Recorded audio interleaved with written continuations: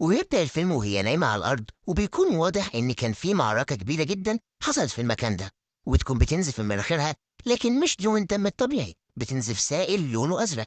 وبيظهر شخص مش باين ملامحه، ما يعرفش هو مين، بيوجه عليها مسدس عشان يقتلها، وبتظهر برضه ست ماسكة مسدس وبتدافع عنها. بعد كده بتصحى من النوم وبتكتشف إن كل ده كان كابوس. وبعد ما بتصحى وتفوق بتروح ليون روج واللي هو مدربها، وبيعرف إنها برضه ما عرفتش تنام كويس بسبب الكوابيس اللي بتهاجمها على طول. وبيقرروا يروحوا يتدربوا شوية، وهما بيتدربوا بيقول لها روج إن الكوابيس اللي بتشوفها دي من الماضي بتاعها، ولازم تحاول ما تفكرش فيها عشان تعيش في هدوء. فبتتعصب عليه في التمرين، وبشوف إن إيدها بتكون مشعة كده بحاجة غريبة وهي متعصبة. وبيقول لها روج إنها لازم تتحكم في أعصابها، لكنها مش بتهتم بكلامه وبتضربه بشعاع من ايدها. بعد كده بيركبوا قطر، وبتكون فريز مستغربه ان روج دايما مش عايزه تستخدم قوتها خالص، وبيسالوا ليه ادالها ما دام مش عايزها تستخدمها اساسا. فبيقول لها روج ان في حاجه كده غريبه اسمها الذكاء الاسمى، هو اللي كلفه يعلمها ازاي تستخدم قوتها ويدربها، ويقول لها كمان ان القوه دي لازم تستخدمها ولكن بشكل صح، تستخدمها بعقلها مش بقلبها.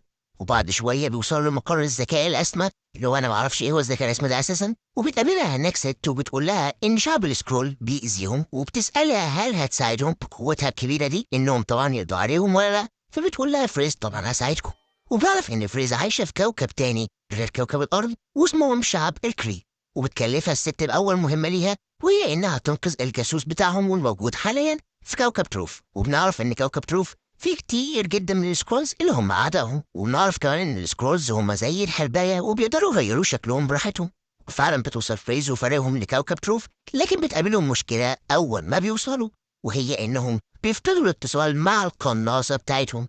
أما بالنسبة للسكرولز بيكونوا غيروا شكلهم عشان يبقوا شكل سكان الكوكب اللي هم عليه. بس فريز بتاخد بالها وبتبدأ تحاربهم لحد ما بتلاقي السولار، وده يبقى الجاسوس اللي هي جاية تنقذه. لكنه بيطلع واحد من السكرولز ومغير شكله وبيكهربها عشان تفقد الوعي، وبيخطفوها وبيروحوا بيها على طول على سفينتهم الفضائية وبيحطوها على جهاز كشف الذكريات. وبنعرف من ذكرياتها إنها كانت بشرية عادية جدا وعايشة على كوكب الأرض، وكانت بتشتغل كمان طيارة في الجيش الأمريكي مع صديقتها ماريا ريمبو. وبنشوف كمان نفس الست اللي كانت بتحاول تنقذها في الحلم، وبنعرف إن اسمها دكتور ويندي، وإن هي اللي ودت فريز للكري.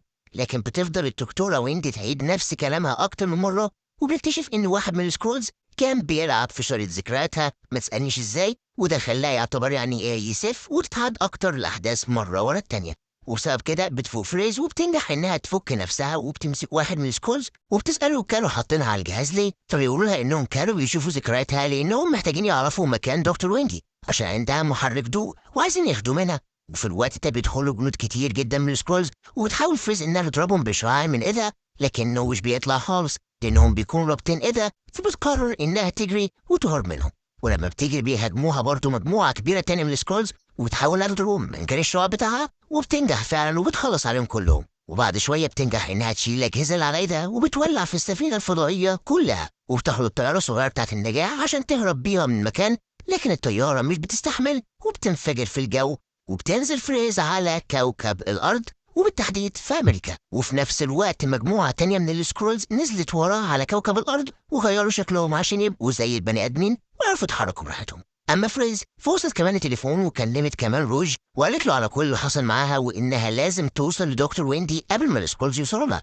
لكن للأسف مش بتعرف تكمل المكالمة مع روج بسبب إن الشبكة بتفصل.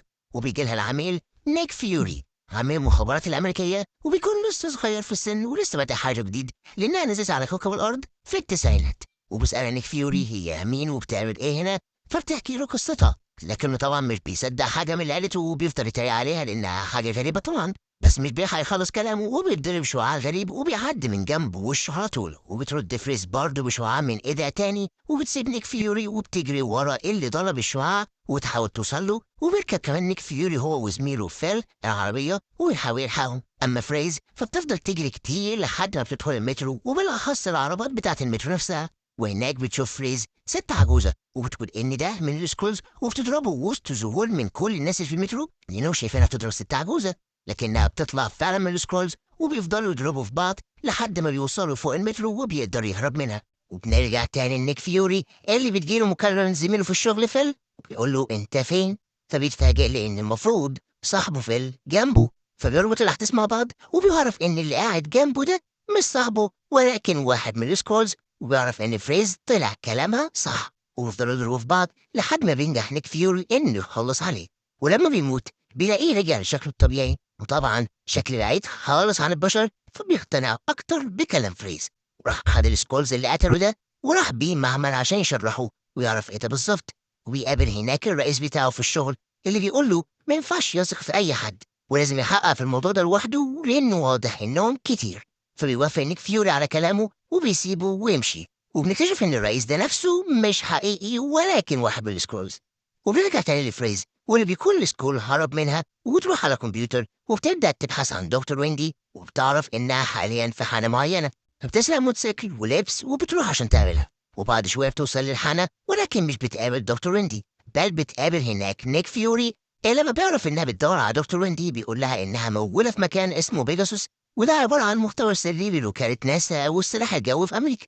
وبياخدها وبيروحوا فرع هناك. أول ما وصلوا بيشوفوا قطة وبتعجب نيك فيوري جدا فبياخدها معاهم. بس مش بيلاقوا دكتور ويندي، وبيدوروا في السجلات اللي هناك وبيلاقوا إن ويندي فعلا كانت شغالة على محرك ضوء، وبيلاقوها كاتبة المشروع بلغة شعب الكري. وبكده ويندي أكيد كانت من الكري. وبيعرفوا كمان إنها ماتت هي والطيارة بتاعتها لأنها طلعت رحلة ما كانش من المفروض إنها تطلعها، وما كانش مصرح ليها أصلا إنها تطلعها، وكان معاها محرك الضوء اللي اتدمر معاها. ولما بتقلب فريس في الصور اللي هناك أكتر وأكتر بتشوف صور لويندي مع ماريا ريمبو، وبتعرف إن دي آخر واحدة شافت الدكتورة ويندي قبل ما تسافر رحلتها الأخيرة. فبتروح فريس تكلم روج وتعرفوا كل المعلومات اللي وصلت لها لحد دلوقتي. ويقول لها روج إن فعلا دكتور ويندي كانت واحدة من شعب الكي، وكانت عاملة خفية على كوكب الأرض واسمها مارفل. وأثناء ما فريس بتتكلم في التليفون بيقابل نيك فيوري رئيسه في الشغل، وبيكتشف إنه من سكولز وكان متخفي، فبتدور ما بينهم معركة كبيرة وبيكون نيك فيوري هيموت. لكن بتيجي فريز وبتنقذه وبيهربوا سوا في طيارة حربية وبتركب معاها القطة برضه. وفريز بتلاقي نفسها إن عندها قدرة إنها تسوق طيارة حربية زي كده بمنتهى السهولة، مع إنها عمرها ما ساقت حاجة زي كده. ووقتها بيقرروا إنهم يروحوا لماريا رامبو. وبعد فترة بيوصلوا فعلا عند ماريا اللي بتتفاجئ أول ما بتشوف فريز، ومش بتكون مصدقة إنها لسه عايشة.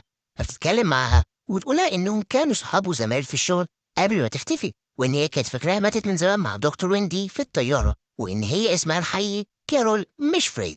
وبتقول لها كمان على اللي حصل بالظبط، وإن الدكتورة ويندي من 6 سنين جات وطلبت طيار يكون معاها في رحلة هتنقذ ملايين، واتطوعت كارول وراحت مع الدكتورة. وبعد كده المفروض إنهم ماتوا. ومرة واحدة والكل بيتكلم بيقتحم عليهم البيت واحد من السكولز وبيقول لهم إنه مش جاي يتخانق معاهم، بل بيقول لهم إنه معاه فيديوهات لكارول وهي في الطيارة هي وويندي. وقال كمان لكارول أو اللي هي كانت فريز إنها هتقدر تعرف من الفيديوهات إيه اللي حصل بالظبط، وبيبدأ يوريها الفيديوهات واللي بتكون فيها كارول سايقة الطيارة وبتطلع عليهم طيارة فضائية بتضربهم وبينزلوا كلهم على الأرض.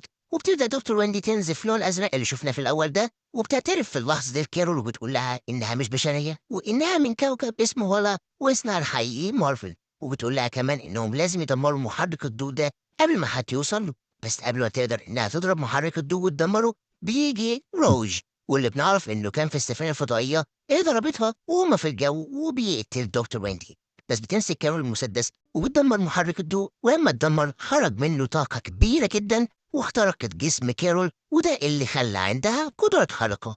ولما شاف روج اللي حصل بيقرر إنه ياخد كارول ويمسح لها ذاكرتها ويفهمها إنها من الكري عشان يستفيدوا بقوتها الكبيرة دي. وسماها فريز لأنه ليها لابسة سلسلة عليها الاسم ده فسماها كده وخلاص. بعد كده بنرجع لكارول واللي بتكون مصدومة جدا من اللي عرفته ده، وبيقولها للسكولز اللي معاها إن روج والكري هم الأشرار وهم اللي بيحتلوا الكواكب وعاملين الحرب دي كلها، وإن السكرولز أساسا بيدافعوا عن نفسهم مش أكتر، وإنه دكتور ويندي كانت صنع محرك الضوء ده ليهم عشان يركبوه في سفنهم وتبقى أسرع من الضوء، وده كان هيخليهم أقوى وهيقدروا إن هم ينهوا الحرب دي ويهربوا من الكري للأبد ومن شرهم.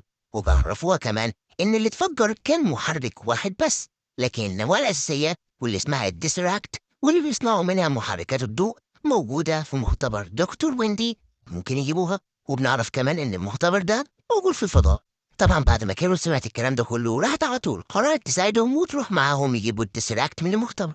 وبتقرر إنها تغير لون بدلتها عشان ما تبقاش زي الكري. وفعلا بيركبوا كلهم الطيارة وبيروحوا على المختبر. وبعد ما وصلوا لقيوا فعلا هناك التسراكت، ومش بيكون في حد قادر إنه يمسكه غير كارول لأنها قوية كفاية.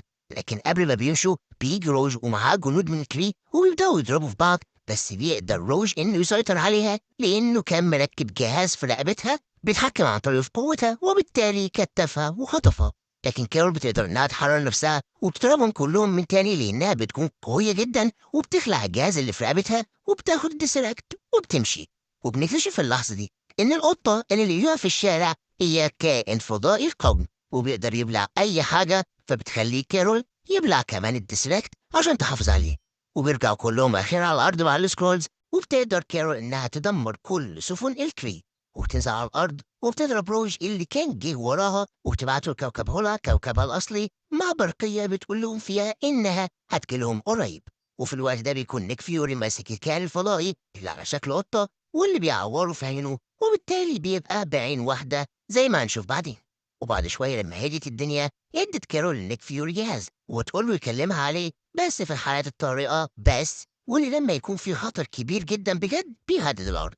وتقرر إنها ترجع الفضاء مرة تانية عشان تحمي باقي شعوب الكواكب الضعيفة، وتودع ماريا صاحبتها وبتمشي. وبنرجع مرة تانية نيك فيوري اللي بيقرر إنه يعمل مشروع الأبطال الخارقين عشان يحمي هو كمان الأرض، وبيحاول يجمع فيه أي أبطال خارقين زي كابتن مارفل كده، واسمها هتبقى الأفنجرز. بس عارف المشكلة فين؟ إن بعد مدة طويلة بقى بتطلع القطة الديسراكت من بطنها وبيشيلوا نيك فيوري في مكان معين. وبكده نكون وصلنا لنهاية الحلقة، ومع السلامة.